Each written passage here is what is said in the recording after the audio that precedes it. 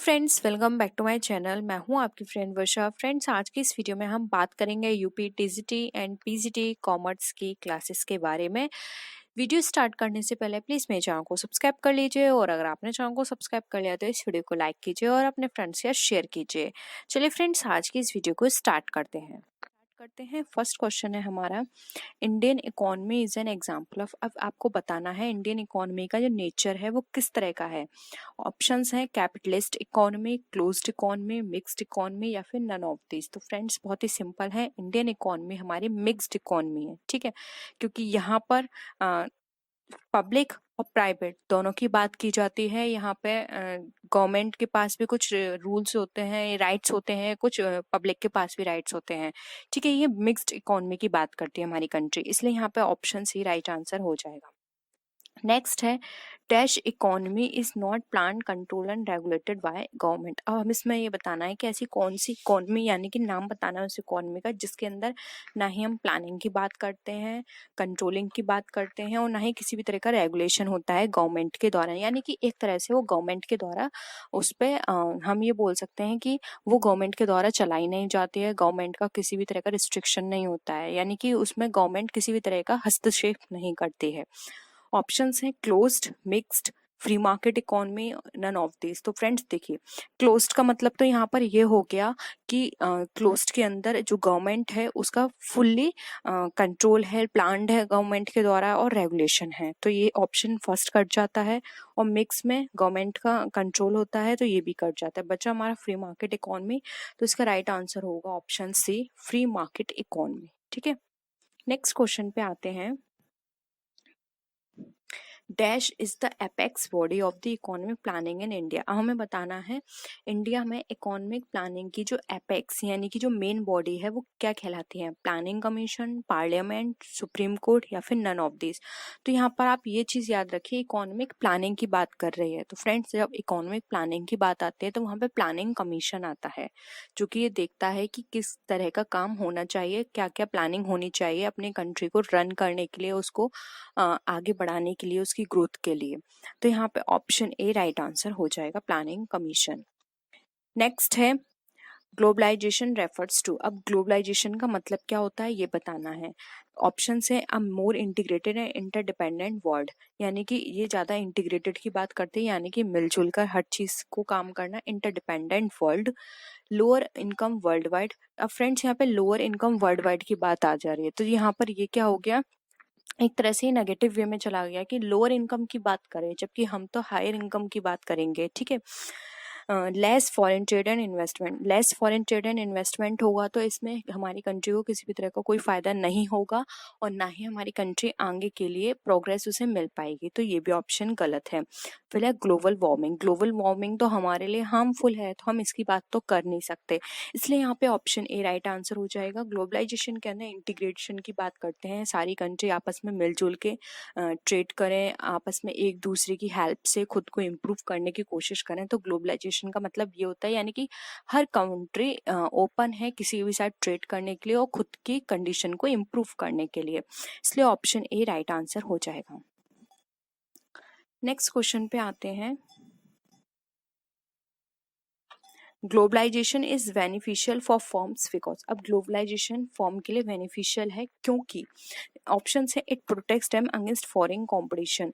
अब ग्लोबलाइजेशन जो है वो हमारे यहाँ पे बात करें फॉरेन कंपटीशन से प्रोटेक्ट करता है, तो फ्रेंड्स ये अगर हम यहाँ पर बात करें तो फॉरेन कंपटीशन से प्रोटेक्ट ग्लोबलाइजेशन नहीं करता है हमें।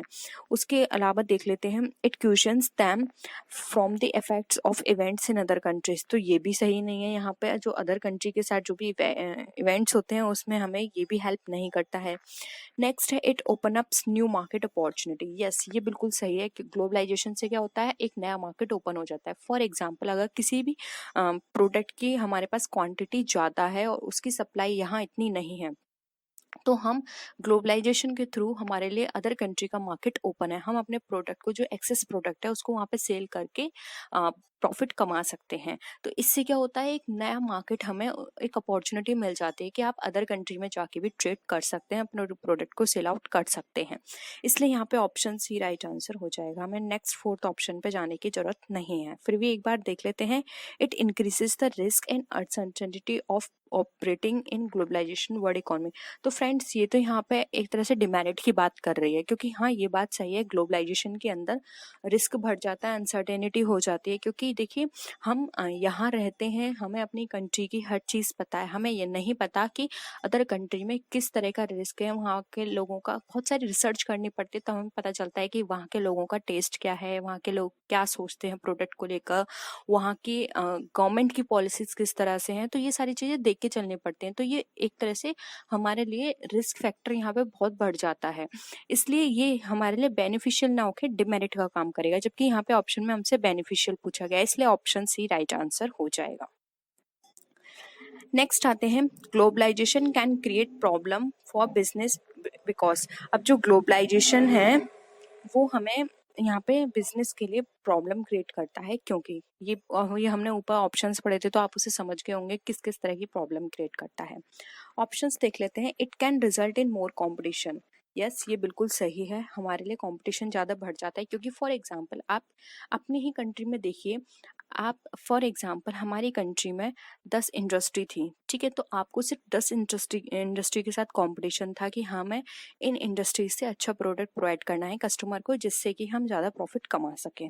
लेकिन अब क्या हो गया, ग्लोबलाइजेशन में बाहर की कंट्री जो कंपनियां हैं उनको वो भी हमारे यहाँ वेलकम है, ठीक है। अब वो यहाँ पर अपने प्रोडक्ट को आके सेल करती हैं, तो हमारे साथ 10 जो हमारे यहाँ की कंपनियां हैं उनके साथ ही साथ हमें उनके साथ भी कंपटीशन हो गया है। तो ये क्या होता है कि ग्लोबलाइजेशन के अंदर हर कोई किसी भी कंट्री में जाके अपने प्रोडक्ट को सेल कर सकता है, तो इससे कंपटीशन बढ़ जाता है, क्योंकि कस्टमर के पास यहाँ पे बहुत सारी वेराइटीज आ जाती हैं, ठीक है। तो यहाँ पर ये हमारे लिए कंपटीशन इंक्रीज होता है। नेक्स्ट है, it increase vulnerability of to political risk and uncertainty when operating abroad.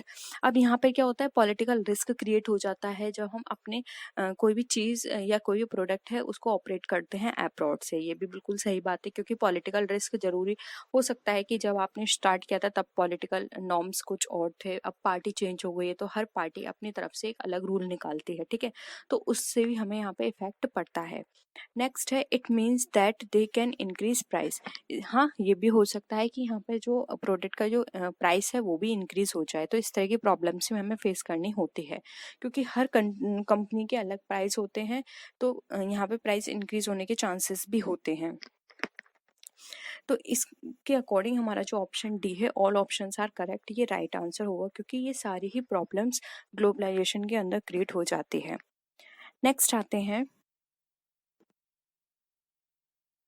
Which bank is called the bank of issue. Bank of issue का मतलब यहाँ पर यह है कि ऐसी कौन सी बैंक है जो कि नोट इशू करती है, ठीक है। तो यहाँ पर देखिए, आरबीआई है, एसबीआई है, इडबी है, आईसीआईसीआई है। तो आप सबको पता होगा, बहुत कॉमन है आरबीआई, यानी कि reserve bank of India. Note issue या फिर बैंक ऑफ इशू के नाम से भी जाना जाता है आरबीआई को, ठीक है। आपको इसका स्टेबलाइजेशन टाइम पीरियड और ये कब नेशनलाइज्ड हुई थी और इसका हेडक्वार्टर कहाँ है, ये आपको पता होना चाहिए, बहुत कॉमन है, ये एग्जाम में पूछा जाता है। नेक्स्ट है, theoretically what is the most significant organ of WTO. अब हमें यहाँ पे बताना है थ्योरेटिकली डब्ल्यूटीओ का सबसे ज़्यादा सिग्निफिकेंट ऑर्गन क्या है, यानी कि उसका मेन पार्ट क्या है। The council for trade in goods, the ministerial conference, the general council, या फिर the committee on trade and development. तो यहाँ पे मेन कंपोनेंट या मेन पार्ट की बात की जा रही है, तो देखिए इसका जो राइट आंसर होगा वो हो जाएगा option number B, the ministerial conference. ये मेन ऑर्गन होता है डब्ल्यूटीओ का, ऑप्शन बी राइट आंसर है।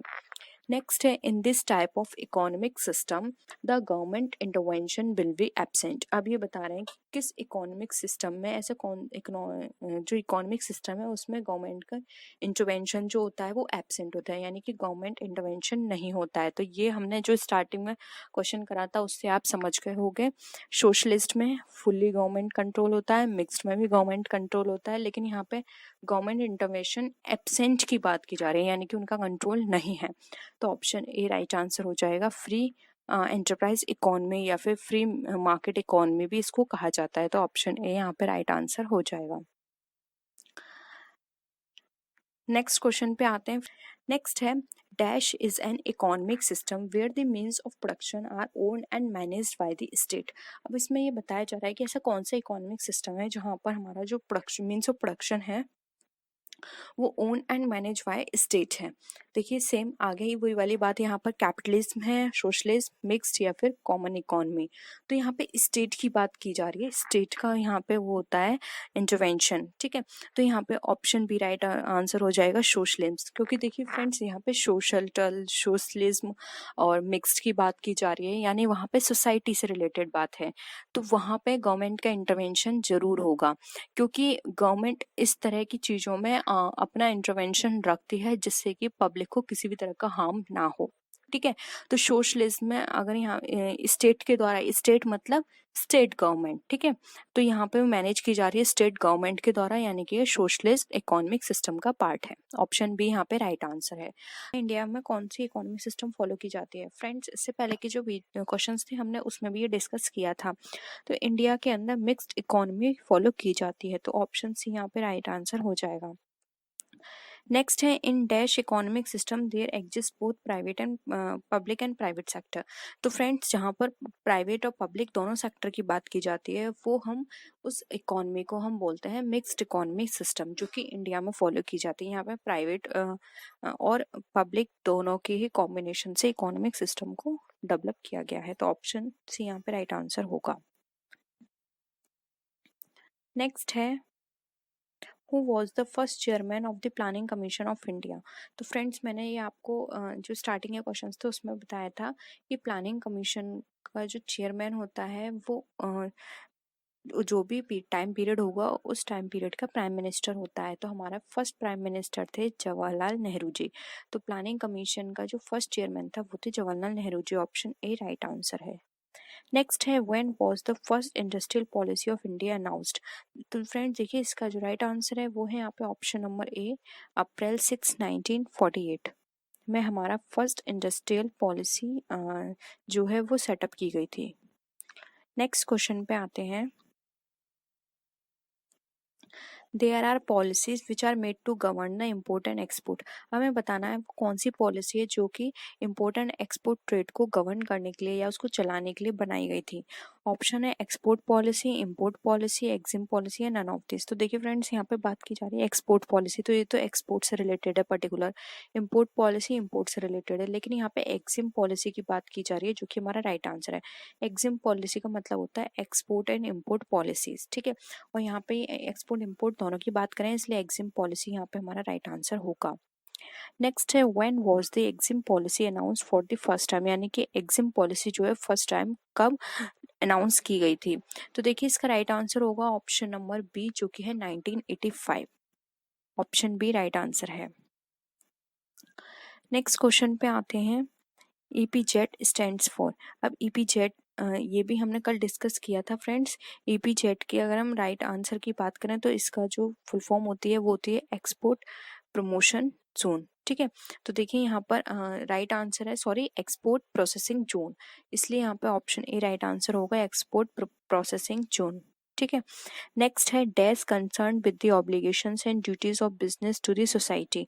अब यहाँ पे बताना है कि जो सोसाइटी की के लिए बिजनेस की ड्यूटीज एंड ऑब्लिगेशंस होती हैं वो किससे कंसर्न होती हैं, यानी कि एक बिजनेस को सोसाइटी के लिए क्या क्या करना चाहिए, क्या क्या उसकी ड्यूटीज है सोसाइटी को लेकर, तो उसको हम क्या बोलेंगे, सोशल रिस्पॉन्सिबिलिटी, स्टेटस, अथॉरिटी या नॉन ऑफ दिस। तो देखिए ये नाम से ही पता चल रहा है सोशल रिस्पॉन्सिबिलिटी कही जाती है कि एक बिजनेस के लिए उसकी सोशल रिस्पॉन्सिबिलिटी क्या है, उसको अपने जो आसपास की जो सोसाइटी है उसके लिए उसे क्या करना है। तो आप जानते हैं कि बहुत सारी गवर्नमेंट की तरफ से कुछ कंपलसरी पॉलिसीज इस तरह की बनाई गई हैं और कुछ कंपनियां जो भी हैं जो अपनी तरफ से अडॉप्ट करती हैं वॉलेंटरली, जैसे कि गवर्नमेंट की तरफ से वो है इको फ्रेंडली, यानी कि वो जो भी प्रोडक्ट यूज करेंगे वो रियूजेबल वाला होना चाहिए, प्लास्टिक यूज नहीं होनी चाहिए, या फिर अगर यूज हो रही है तो कम से कम हो रही हो, और वो उसको रिसाइकिल करने का भी काम करते हों, और वो एनवायरनमेंट को प्रोटेक्ट करने के बहुत सारे मेजरमेंट अपनाते हों। इस तरह की चीज़ें कंपनी के लिए कंपलसरी कर दी गई हैं गवर्नमेंट की तरफ से, इसलिए हमारी सोशल रिस्पॉन्सिबिलिटी कहलाती है। ऑप्शन ए राइट आंसर है। नेक्स्ट क्वेश्चन पे आते हैं, who conduct the social audit in India for the first time, यानी कि फर्स्ट टाइम किसने सोशल ऑडिट को कंडक्ट किया था। सोशल ऑडिट यानी कि वही जो सोसाइटी से रिलेटेड जो भी काम हो रहे हैं उसकी ऑडिटिंग करने की किस तरह से किया जा रहा है। तो देखिए यहाँ पे ऑप्शंस दे रखे हैं, जेआरडी टाटा, बिरला, रिलायंस ग्रुप और स्टेट बैंक। तो यहाँ पे फर्स्ट टाइम की बात करें फ्रेंड्स, तो देखिए इसका राइट आंसर होगा ऑप्शन नंबर ए, जो कि है जेआरडी टाटा, यानी कि टाटा कंपनी ने। नेक्स्ट है, who is concern with the presentation of union budget. ये यूनियन बजट की जो प्रेजेंटेशन होती है वो किससे कंसर्न होती है, ये भी मैं आपको डिस्कस कर चुकी हूँ। राइट आंसर होगा यहाँ पे option number B, finance minister. Finance minister की रेस्पॉन्सिबिलिटी होती है उसकी प्रेजेंटेशन की, तो ऑप्शन यहाँ पे बी राइट आंसर है। नेक्स्ट क्वेश्चन पे आते हैं, which bill is concern with the tax proposals of the budget. अब यहाँ पे बताया गया है ऐसा कौन सा बिल है जो कि बजट के टैक्स प्रपोजल से रिलेटेड होता है। Cash bill, finance bill, state bill या फिर नन ऑफ दिस। तो फ्रेंड्स, जब भी कोई भी बजट प्रिपेयर किया जाता है उसके प्रपोजल के लिए जो बिल कंसर्न होता है या उससे कनेक्टेड होता है उसको बोलते हैं फाइनेंस बिल, जो कि फाइनेंस मिनिस्टर जो है वो प्रेजेंट करता है। इसलिए यहाँ पे ऑप्शन बी राइट आंसर हो जाएगा, फाइनेंस बिल। और जब ये बिल पास हो जाता है तो ये एक्ट में कन्वर्ट हो जाता है। नेक्स्ट है, a good environment is good business, who said this, यानी कि एक अच्छा एनवायरनमेंट या फिर हम ये बोल सकते हैं वातावरण ही हमारा अच्छा बिजनेस है, ये किसने कहा है। Doctor M S Swaminathan, doctor S S Rao, doctor M Singh या फिर डॉक्टर एल आर राजन ने। तो देखिए यहाँ पे इसका right answer option number A, जो कि है doctor M S Swaminathan. Option A right answer है। Friends, doctor M S Swaminathan, मैं आपको नाम नहीं बताऊंगी लेकिन ये फादर के नाम से भी जाने जाते हैं उस चीज के लिए। तो आपको कमेंट सेक्शन में बताना है डॉक्टर एम एस स्वामीनाथन को किस चीज के फादर के लिए जाना जाता है, इन्होंने किसका इन्वेंशन किया था जिसके बाद इनको उस चीज का फादर कहा जाने लगा। तो आपको कमेंट सेक्शन में बताना है, बहुत ही इंपॉर्टेंट क्वेश्चन है, बहुत पूछा जाता है ये, ठीक है। नेक्स्ट है, external environment of business is. अब हमें बताना है जो भी हमारा एक्सटर्नल एनवायरनमेंट है बिजनेस का वो क्या क्या चीज को इंक्लूड करता है। फिजिकल, डेमोग्राफिकल, इकोनॉमिकल या फिर ऑल ऑफ दिस। तो देखिए फ्रेंड्स, एक्सटर्नल एनवायरनमेंट की बात की जा रही है। एक्सटर्नल मतलब कंपनी से बाहर की सारी चीजों को कलेक्ट करना। तो देखिए इसके अंदर फिजिकल भी इंक्लूड होगा, इसके अंदर डेमोग्राफिक भी यूज होगा और इकोनॉमिक भी यूज होगा। इसलिए यहाँ पे ऑप्शन डी हमारा राइट आंसर हो जाएगा, ऑल ऑफ दिस। नेक्स्ट आते हैं, फिजिकल एनवायरनमेंट इंक्लूड्स। अब हमें बताना है फिजिकल एनवायरनमेंट के अंदर क्या क्या चीज़ों को इंक्लूड किया जाता है। तो फ्रेंड्स देखिए, natural resources, climate and water, ये सारी चीज़ें फिजिकल एनवायरनमेंट का पार्ट है, इसलिए ऑप्शन डी राइट आंसर हो जाएगा।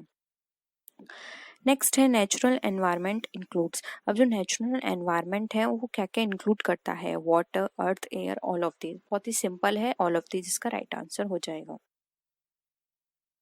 नेक्स्ट आते हैं, the economic environment of a business include. अब बिजनेस के इकोनॉमिक एनवायरनमेंट की बात की जा रही है, तो देखिए फ्रेंड्स, इसमें इकोनॉमिक सिस्टम भी इंक्लूड किया जाएगा, इकोनॉमिक पॉलिसी, इकोनॉमिक कंडीशन, यानी कि इकोनॉमिक से रिलेटेड जो भी हमारे एस्पेक्ट होंगे, फिर चाहे हम सिस्टम की बात करें, पॉलिसी की बात करें, किसी भी स्ट्रैटेजी की बात करें, ये सारी हमारी इकोनॉमिक एनवायरनमेंट का पार्ट होगी। इसलिए यहाँ पे ऑप्शन डी हमारा राइट आंसर हो जाएगा। नेक्स्ट क्वेश्चन पे आते हैं, the new economic policy of India is precious gift of. अब जो न्यू इकोनॉमिक पॉलिसी थी इंडिया की वो किसका गिफ्ट थी, यानी किसने दी थी वो पॉलिसी। Doctor V S Rao, doctor M Manmohan Singh, doctor Jaswant Singh या फिर वेंकटा रॉय। तो देखिए फ्रेंड, जो न्यू इकोनॉमिक पॉलिसी आई थी वो दी थी डॉक्टर मनमोहन सिंह ने, ठीक है। तो ऑप्शन बी यहाँ पे हमारा राइट आंसर हो जाएगा।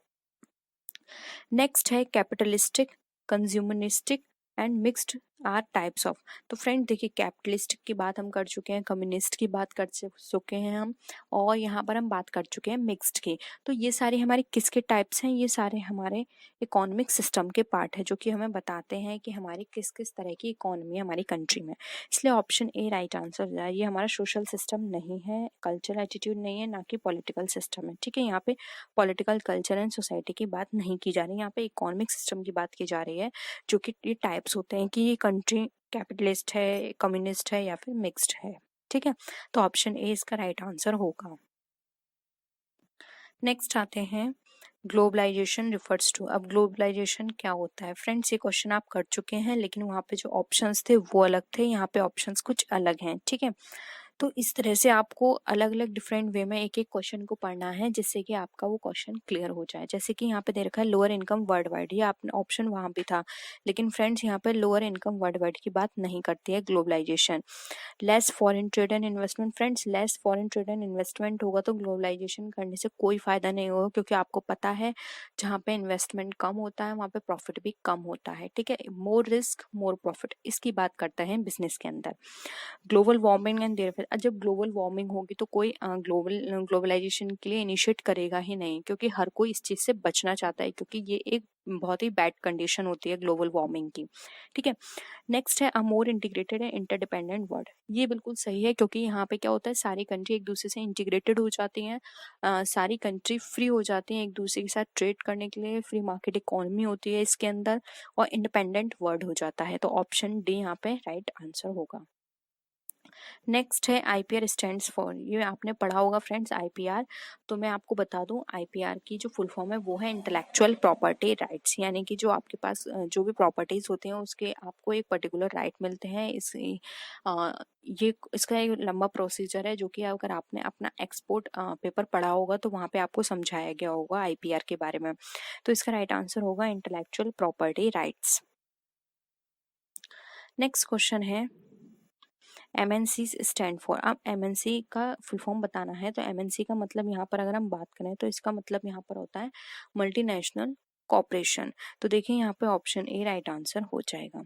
नेक्स्ट है the main promoter of trade liberalisation was. अब जो ट्रेड लिबरलाइजेशन है उसका मेन प्रमोटर कौन था? देखिए फ्रेंड्स इसका राइट आंसर होगा गेट। अब गेट कब आया था ये मैं टाइम पीरियड आपको बता चुकी हूँ, इसका हेडक्वार्टर कहाँ है और गेट के बाद ये किस में कन्वर्ट हो गया, ये सब मैं आपको बता चुकी हूँ। तो आपको बताना है गेट के बाद कौन से राउंड में गेट को कन्वर्ट करके एक अदर ऑर्गेनाइजेशन बना दी गई, और उस ऑर्गेनाइजेशन का नाम भी आपको बताना है, ठीक है। तो लेकिन यहाँ पर इसका राइट आंसर है ऑप्शन ए गेट। मैं इसकी आपको फुल फॉर्म बता देती हूँ, general agreement on tariffs and trade, ठीक है। ऑप्शन ए राइट है। विच of the following is not the social responsibility of the business. अब हमें बताना है बिजनेस की इसमें से कौन सी सोशल रिस्पॉन्सिबिलिटी नहीं है। फर्स्ट है प्रमोशन ऑफ मार्केट, सेकंड है promotion of green environment, promotion of education and promotion of health public health. तो देखिए फ्रेंड्स मैंने आपको बताया था सोशल रिस्पॉन्सिबिलिटी का मतलब होता है हम सोसाइटी के लिए क्या कर रहे हैं अपने तरफ से, यानी कि हम अपनी सोसाइटी को प्रोग्रेस करने के लिए उनके किस तरह से हेल्प करेंगे। तो देखिए यहाँ पर ग्रीन एनवायरनमेंट की बात की जा रही है, जिससे क्या होगा हमारा पॉल्यूशन कम होगा, तो ये सोसाइटी के लिए है, तो ये करेक्ट है। फिर है प्रमोशन ऑफ एजुकेशन। अब देखिए हमारी सोसाइटी के जो लोग हैं जो अनएजुकेटेड हैं उनको हम एजुकेशन देंगे तो वो पढ़ लिख कर सोसाइटी के लिए कुछ वर्क करेंगे, जिससे हमारी सोसाइटी का मतलब की प्रोग्रेशन होगी, हमारी जो कंट्री है उसकी प्रोग्रेस होगी, ठीक है। तो ये भी हमारा करेक्ट है। फिर है promotion of public health, public health अच्छी होगी, वर्क अच्छा होगा, कंट्री अच्छी होगी, जीडीपी अच्छी होगी, और हमारी जो कंट्री का प्रॉफिट है जो नेशनल इनकम है वो सब चीज हमारी इंक्रीज हो जाएगी, क्योंकि जब तक पब्लिक की हेल्थ ही सही नहीं होगी तब तक वो कोई काम नहीं कर पाएंगे। तो ये भी पॉइंट सही है। तो देखिए यहाँ पर जो गलत है, जो सोशल रिस्पॉन्सिबिलिटी का पार्ट नहीं है, वो है प्रमोशन ऑफ मार्केट्स। मार्केट को प्रमोट करने से सोसाइटी को किसी भी तरह का फायदा नहीं होगा, सिर्फ मार्केट को प्रमोट करने से उस बिजनेस का फायदा होगा। इसलिए यहाँ पे ऑप्शन ए जो है वो हमारा राइट आंसर हो जाएगा। हमारा PLR स्टैंड्स फॉर। तो फ्रेंड्स ये बहुत ही सिंपल है, आपको पता होगा PLR का मतलब होता है प्राइम लैंडिंग रेट। तो इसका आंसर यहाँ पे ऑप्शन बी जो है वो हमारा करेक्ट होगा। नेक्स्ट है the policy of government related to export import is. Again ये रिपीट क्वेश्चन है, मैं आपको करा चुकी हूँ ये पहले भी। तो देखिए एक्सपोर्ट इम्पोर्ट दोनों की बात की जा रही है, तो एग्जिम पॉलिसी आएगा जिसका फुल फॉर्म होता है एग्जिम का एक्सपोर्ट एंड इम्पोर्ट, ठीक है। तो इसका यहाँ पे ऑप्शन बी करेक्ट आंसर है। फ्रेंड जो क्वेश्चन हम कर चुके हैं उसको हम ज़्यादा डिस्कस नहीं करेंगे, या फिर जो हम पहले कॉन्सेप्ट समझ चुके हैं।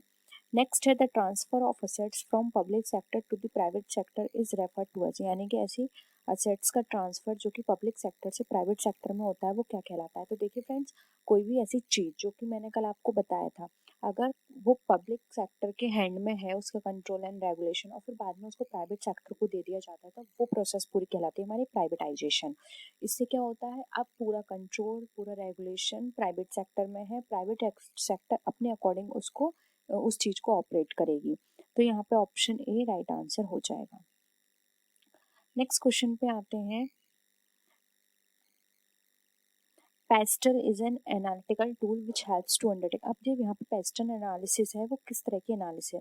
फ्रेंड, सबसे पहले एनालिसिस जानने से पहले कि किस तरह की आपको इसकी फुल फॉर्म जाननी होगी। तो देखिए, इसकी फुल फॉर्म होती है, पी से यहाँ पे होता है पॉलिटिकल, ई से है इकोनॉमिकल, एस से है सोशल, टी से है टेक्नोलॉजिकल, एल से है लीगल और लास्ट जो ई है वो हमारा है एनवायरमेंटल। तो देखिए, एक ई इकोनॉमिक की बात करता है, एक एनवायरमेंट की। तो ये सारे एस्पेक्ट आपको क्या बता रहे हैं? ऑप्शंस के अकॉर्डिंग देखिए, यहाँ पे है इंटरनल, एक्सटर्नल, कॉम्पिटिटर या स्ट्रेटेजिक। तो देखिए, ये सारे एस्पेक्ट जो थे पॉलिटिकल, एनवायरमेंटल, सारे एक्सटर्नल हमारे फैक्टर हैं जो कि हमारी हेल्प करते हैं उसको एनालाइज करने में। तो यहाँ पे option A B right answer होगा, एक्सटर्नल एनालिसिस। क्योंकि देखिए, political, environmental, social, technological, legal और हमारा इकोनॉमिकल, ये सारे क्या है? हमारे एक्सटर्नल फैक्टर हैं जो कि एक बिजनेस को अफेक्ट करते हैं। तो अगर हम इसकी एनालिसिस करेंगे तो वो हमारी एक्सटर्नल एनालिसिस कही जाएगी। और अगर हम बिजनेस से रिलेटेड सारी चीज़ देखते हैं कि बिजनेस में क्या स्ट्रैटेजी है, क्या कंट्रोलिंग प्लानिंग है, तो वो हमारी इंटरनल एनालिसिस है। इसलिए ऑप्शन बी यहाँ पे हमारा राइट आंसर है। आई होप ये आपको क्वेश्चन क्लियर हुआ होगा। नेक्स्ट आते हैं, an analysis of the external environment enables a firm to identify. अब इसमें ये कहा जा रहा है कि अगर हम एक्सटर्नल एनवायरनमेंट की किसी भी तरह की एनालिसिस करते हैं तो वहाँ पे फर्म क्या आइडेंटिफाई करने की कोशिश करती है? उसकी स्ट्रेंथ एंड अपॉर्चुनिटी को, स्ट्रेंथ एंड वीकनेस को, वीकनेस एंड थ्रेट्स को, या फिर अपॉर्चुनिटी एंड थ्रेट्स को। तो फ्रेंड्स देखिए, इसको जानने से पहले आपने एक एनालिसिस पढ़ी होगी जिसको हम बोलते हैं सॉट एनालिसिस। ठीक है, सॉर्ट का मतलब क्या होता है? Strength, weakness, opportunity and threat.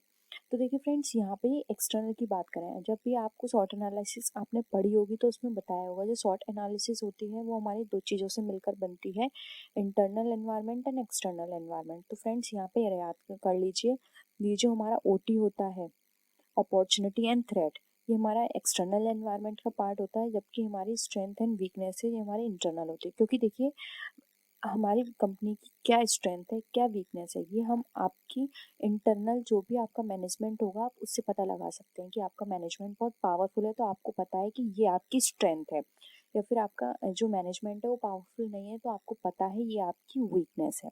जबकि अपॉर्चुनिटी, अपॉर्चुनिटी हमें बाहर से पता चलेगी कि हाँ, हाँ मार्केट में ये चीज़ आई है लेकिन अभी तक आपके कॉम्पिटिटर ने ये मेथड अडॉप्ट नहीं किया या फिर ये टेक्नोलॉजी नहीं लेकर आए, तो वो क्या होगी आपके लिए अपॉर्चुनिटी।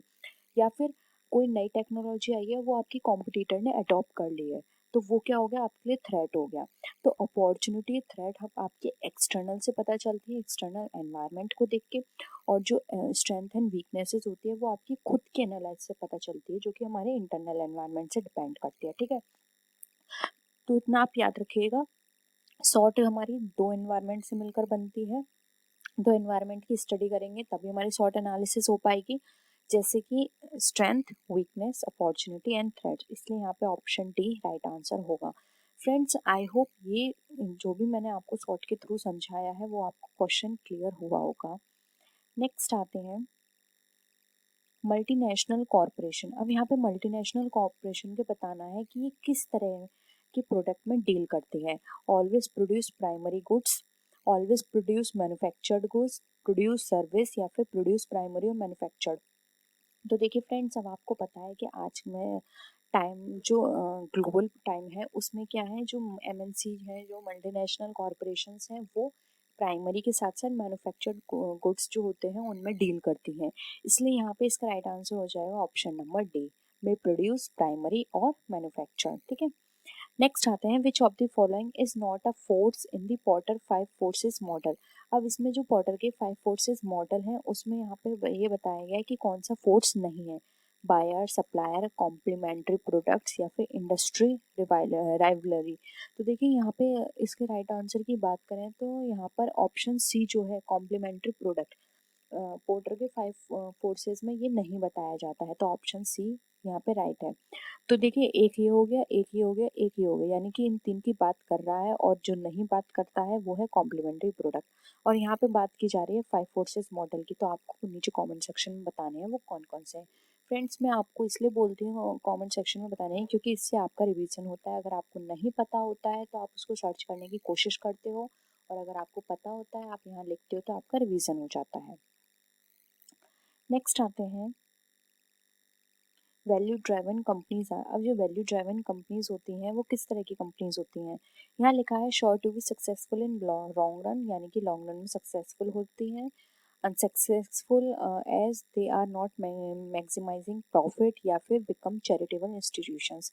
तो देखिए फ्रेंड्स, वैल्यू ड्राइवन कंपनीज जो होती हैं, अगर हम बात करें तो इनमें से वैल्यू ड्राइवन कंपनी कोई भी नहीं है। ना ही लॉन्ग टर्म में सक्सेसफुल होती हैं, ना ही ये प्रॉफिट मैक्सिमाइज करेंगी तो वहाँ पे अनसक्सेसफुल होंगे, और ना ही ये चैरिटेबल इंस्टीट्यूशन की तरह काम करती हैं। इसलिए यहाँ पे नन ऑफ द अबव हमारा राइट आंसर हो जाएगा।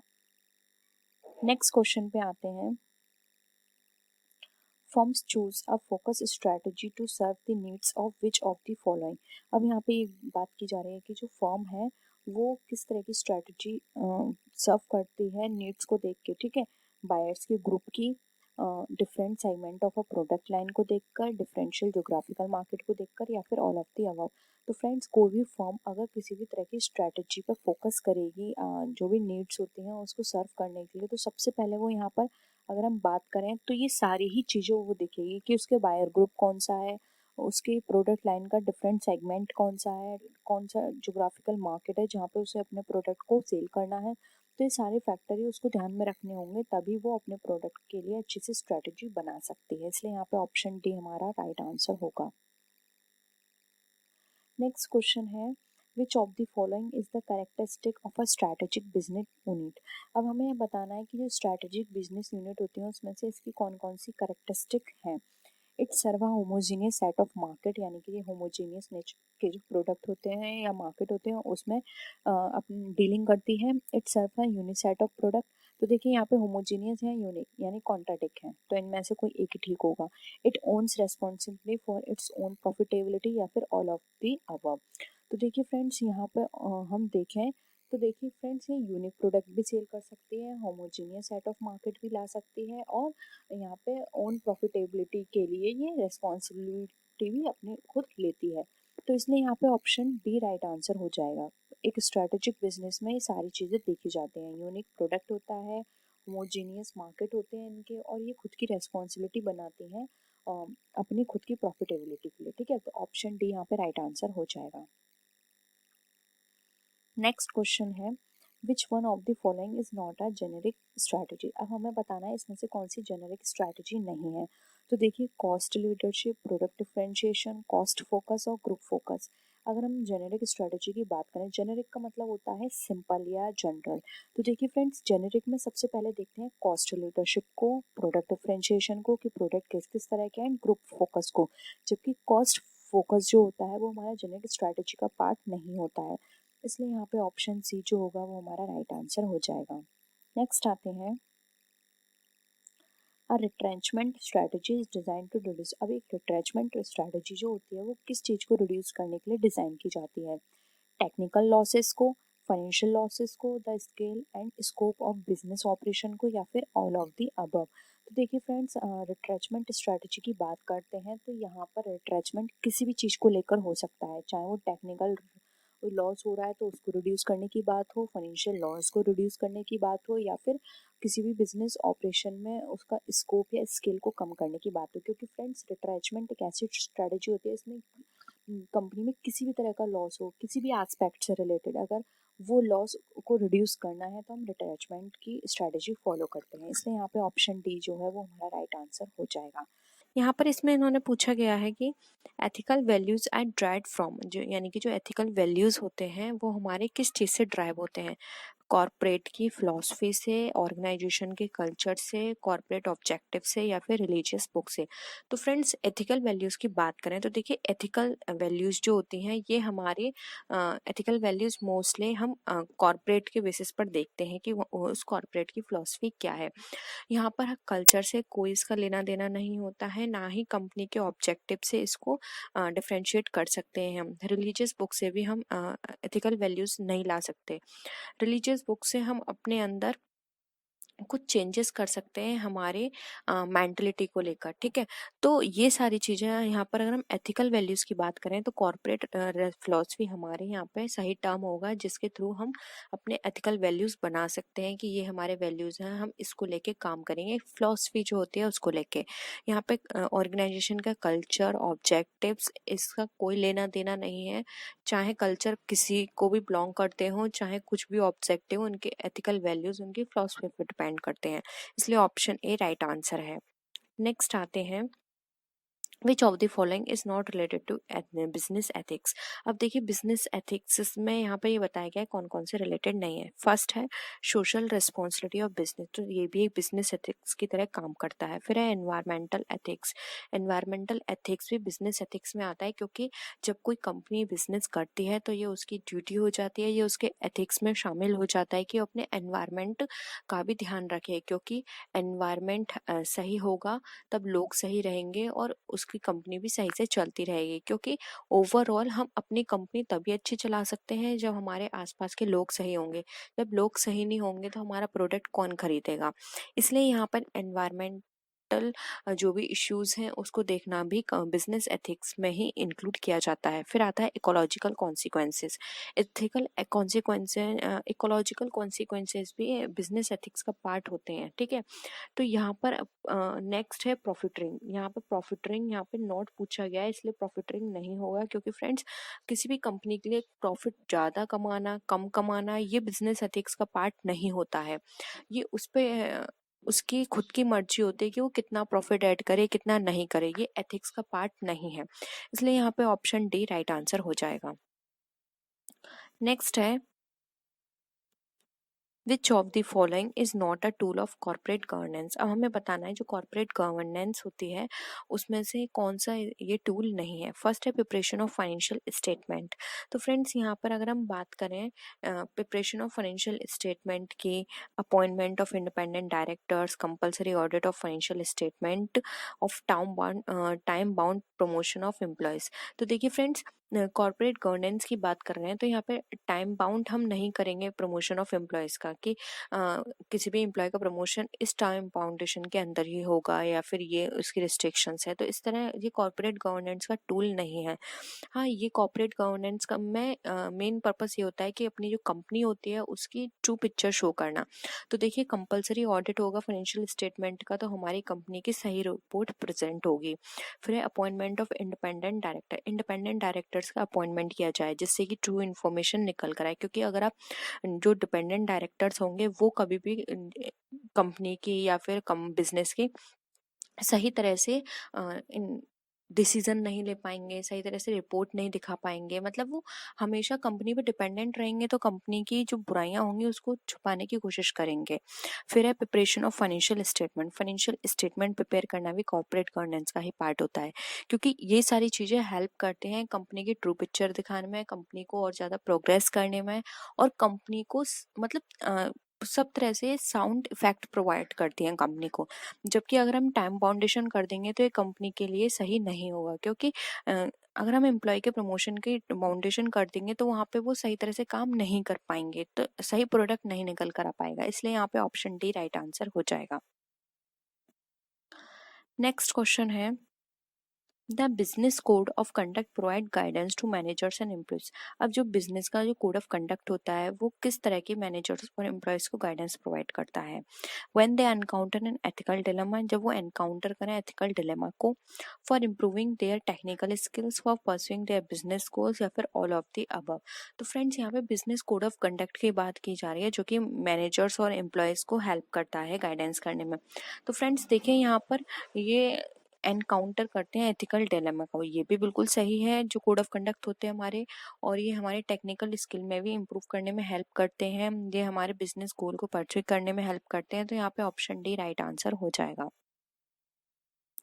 नेक्स्ट आते हैं, the strategic management process is the way in which strategies determine objectives and। अब ये strategic management कौन सी एक ऐसी प्रोसेस है जिसके अंदर strategies determine करते हैं objectives को एंड another दूसरी चीज को, वो क्या है। तो देखिए यहाँ पर दी जा रही है make planning, make coordination, make strategic decision या फिर मेक कंट्रोलिंग। तो फ्रेंड्स यहाँ पे देखिए, यहाँ स्ट्रैटेजिक मैनेजमेंट की बात आ रही है, ठीक है। और यहाँ पे स्ट्रैटेजिक डिटरमाइन ऑब्जेक्टिव्स है, तो स्ट्रैटेजिक डिसीजन की भी बात करेंगे। तो यहाँ पे ऑप्शन सी राइट है। अगर यहाँ पे स्ट्रैटेजिक नहीं दिया होता, ओनली मैनेजमेंट दिया होता, तो हम मेक प्लानिंग, मेक कोऑर्डिनेशन और मेक कंट्रोलिंग भी यहाँ पे हमारा सही ऑप्शन होते। लेकिन यहाँ पे पर्टिकुलर स्ट्रैटेजी की बात की जा रही है, स्ट्रैटेजिक मैनेजमेंट की, इसलिए स्ट्रैटेजिक डिसीजन इसका राइट आंसर होगा। ऑप्शन सी राइट है। नेक्स्ट क्वेश्चन है, the strategic management as district management process that involves. अब स्ट्रैटेजिक मैनेजमेंट जो है वो as a district management process है, जो कि हमारा इन्वॉल्व होता है। किस किस चीज़ों को इन्वॉल्व करता है?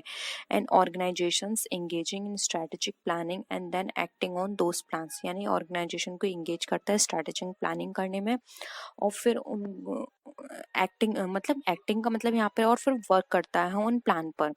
नेक्स्ट है an organisation activity in respect of finance, यानी कि फाइनेंस के रेस्पेक्ट में ऑर्गेनाइजेशन की एक्टिविटी होती है, यानी कि जितना फाइनेंस होगा उसके अकॉर्डिंग वो लोग वर्क करेंगे, एक्टिविटी करेंगे। फिर है एन अकाउंटिंग सिस्टम, यानी कि एक अकाउंटिंग सिस्टम वो अडॉप्ट करेंगे। तो यहाँ पे देखिए, इसके राइट आंसर की बात करें डिस्ट्रिक्टिव प्रोसेस में, तो स्ट्रैटेजिक मैनेजमेंट एक ऐसा डिस्ट्रिक्टिव प्रोसेस है जिसके अंदर ऑर्गेनाइजेशन की स्ट्रैटेजिक प्लानिंग और एक्टिंग करता है उस पर। तो फ्रेंड्स आप याद रखिएगा, स्ट्रैटेजिक मैनेजमेंट की बात आ रही है तो कोई भी काम होगा उसमें स्ट्रैटेजिक वर्ड जरूर आएगा, जैसे कि यहाँ पे strategic planning and then acting on those plans, इसलिए यहाँ पे ऑप्शन ए राइट आंसर हो जाएगा, ठीक है। वैसे और पॉइंट भी सही है, लेकिन यहाँ पे स्ट्रैटेजी से कोई उनका कनेक्शन नहीं लग रहा है, इसलिए यहाँ पे ऑप्शन ए हमारा करेक्ट आंसर है। नेक्स्ट है स्ट्रैटेजी डील्स। अब जो स्ट्रैटेजी होती है वो हमारी किसके साथ डील करती है? प्रोडक्ट के साथ, डिमांड के साथ, choice and direction of the organisation, या ऑल ऑफ द अबव। तो देखिए यहाँ पे स्ट्रैटेजी की बात करें तो फ्रेंड्स, जब हम कोई भी स्ट्रैटेजी बनाते हैं तो वो स्ट्रैटेजी कभी भी हम डिमांड को लेके नहीं बनाते, प्रोडक्ट को लेके नहीं बनाते, हमेशा हम स्ट्रैटेजी बनाते हैं जो भी ऑर्गेनाइजेशन के डायरेक्शंस होते हैं और उसकी चॉइस होती है उसके अकॉर्डिंग। इसलिए यहाँ पर देखिए फ्रेंड्स, राइट आंसर होगा ऑप्शन नंबर सी। नेक्स्ट आते हैं, strategic management is the set of decisions and actions in formulation and implementation of strategies designed to achieve the objectives of, यानी कि strategic management एक ऐसा set of decision है और एक वर्क करता है किसी भी strategy को implement करके उसको formulation करने में, और ये किस चीज के ऑब्जेक्टिव को अचीव करने में हेल्प करता है? मैनेजमेंट के, ऑर्गेनाइजेशन के, कस्टमर के, या फाइनेंस के? वेरी सिंपल, इसका आंसर राइट है option A, sorry B, organisation के, इसलिए ऑप्शन बी राइट आंसर होगा। नेक्स्ट आते हैं, dash is a set of rules aimed at taking decision for substance and growth of an organisation in a given environment. हमें बताना है कि ऐसी क्या चीज़ है जो कि सेट ऑफ रूल्स होती है जिसका एम होता है डिसीजन लेना और ऑर्गेनाइजेशन जो भी एनवायरनमेंट हमें दिया हुआ है उस एनवायरनमेंट में उस ऑर्गेनाइजेशन की ग्रोथ करना।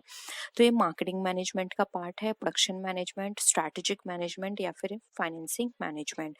तो देखिए फ्रेंड्स, यहाँ पे एनवायरनमेंट की बात कर रहे हैं, एनवायरनमेंट के अकॉर्डिंग, तो यहाँ पे देखिए ऑप्शन सी राइट आंसर होगा, strategic management. Friends, finance management में फाइनेंस के रिगार्डिंग चीज़ें देखी जाती हैं कि हमें कहाँ से फंड रेज करना है, कहाँ कहाँ अपना फंड इन्वेस्ट करना है, जिससे कि हमारा जो फाइनेंस है हम उससे ज़्यादा से ज़्यादा प्रॉफिट या फिर बेनिफिट ले सकें। प्रोडक्शन मैनेजमेंट में ये देखा जाता है कि हम किस किस चीज़ में प्रोडक्शन करें जिससे कि हमारा जो भी हम प्रोडक्शन कर रहे हैं उसमें पैसा लगा रहे हैं वो हमें उससे डबल हमें रिटर्न में मिल जाए। मार्केटिंग में हम मार्केट से रिलेटेड सारे मैनेजमेंट को देखते हैं, इसलिए यहाँ पर ऑर्गेनाइजेशन के एनवायरनमेंट से रिलेटेड ग्रोथ की बात की गई है और उस पर डिसीजन की बात कर रहे हैं, तो इसलिए यहाँ पे स्ट्रैटेजिक मैनेजमेंट आएगा, क्योंकि ये पूरी स्ट्रैटेजिक का पार्ट होती है कि हमें किस तरह से क्या सारी चीज़ें करनी है। ऑप्शन सी राइट है। नेक्स्ट आते हैं फ्रेंड्स, आज की वीडियो के लिए लास्ट क्वेश्चन रखेंगे, स्ट्रैटेजिक मैनेजमेंट इन्वॉल्व्स। अब जो स्ट्रैटेजिक मैनेजमेंट है उसमें क्या क्या चीज़ों को इन्वॉल्व किया जाता है? The determination of the organisations mission and vision, determining strategic policies, taking strategic planning and decision, या फिर ऑल ऑफ द अबव। देखिए फ्रेंड्स, मैंने आपको बताया था कि जब भी हम स्ट्रैटेजिक मैनेजमेंट की बात करेंगे तो जब भी आप कोई भी उसका स्टेटमेंट पढ़ें तो वहाँ पे स्ट्रैटेजी वर्ड ज़रूर आएगा। यानी कि कोई भी काम जब हम स्ट्रैटेजी को लेकर करते हैं तो हमारा स्ट्रैटेजी मैनेजमेंट का पार्ट बन जाता है। तो देखिए फ्रेंड्स, यहाँ पर बात की जा रही है डिटरमाइनिंग स्ट्रैटेजिक पॉलिसीज़, यानी कि जो स्ट्रैटेजिक पॉलिसी है उसको डिटरमाइन करना, तो यानी बी ऑप्शन सही है। फिर आ रहा है taking strategic planning and decision, ये भी हमारा सही है क्योंकि स्ट्रैटेजिक प्लानिंग एंड डिसीजन की बात की जा रही है। तो जब दो सही है तो ऑफकोर्स हमारा यहाँ पे डी ऑप्शन सही होगा। फर्स्ट और देख लेते हैं, determination of the organization mission and vision. तो फ्रेंड्स, ऑर्गेनाइजेशन के मिशन एंड विजन की बात की जा रही है, तो इसमें हिडन है स्ट्रैटेजी की बात की जा रही है, इसलिए ऑप्शन ए भी करेक्ट है, इसलिए option D all of the above right answer है। तो फ्रेंड्स, आज के लिए इतना ही। आई होप आपको वीडियो आज की पसंद आई होगी। वीडियो पसंद आया तो वीडियो को लाइक कीजिएगा, अपने फ्रेंड्स के साथ शेयर कीजिएगा, और किसी भी तरह की कोई भी क्वेरी हो तो ज़रूर बताइए। आप मुझे मेरे सोशल मीडिया पे फॉलो कर सकते हैं और अपनी क्वेरी को वहाँ भी पूछ सकते हैं। तो फ्रेंड्स, नेक्स्ट वीडियो में फिर मिलते हैं आपसे हम और भी अच्छी वीडियोज़ के साथ। तब तक के लिए टेक केयर, बाय बाय।